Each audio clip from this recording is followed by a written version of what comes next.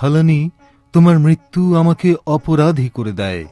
আমার ঠোঁট শুকনো হয়ে আসে, বুকের ভেতরটা ফাঁকা।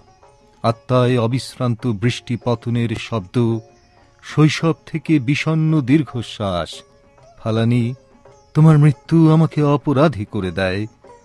সীমান্তে কাঁটাতারের বেড়ার ওপর তোমার ঝুলে থাকা শরীর, নরম গালের পাশ দিয়ে নেমে গেছে শুকনো রক্তের রেখা। চোখ দুটি চেয়ে আছে, সেই দৃষ্টি এক গোলার্ধ থেকে ছুটে আসে অন্য গোলার্ধে। ফালানি, তোমার মৃত্যু আমাকে অপরাধী করে দেয়। শৈশব থেকে মধ্য যৌবন পর্যন্ত দীর্ঘ দৃষ্টিপাত। আমারও কথা ছিল হাতিয়ার নিয়ে তোমার পাশে দাঁড়াবার।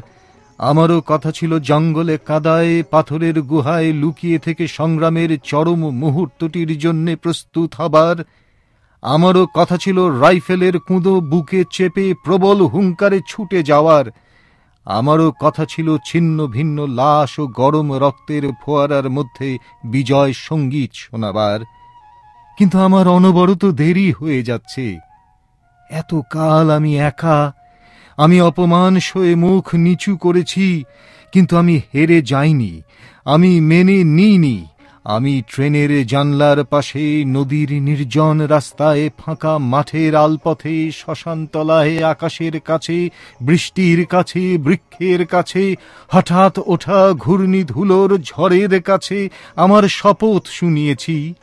আমি প্রস্তুত হচ্ছি, আমি সব কিছুর নিজস্ব প্রতিশোধ নেব। আমি আবার ফিরে আসব।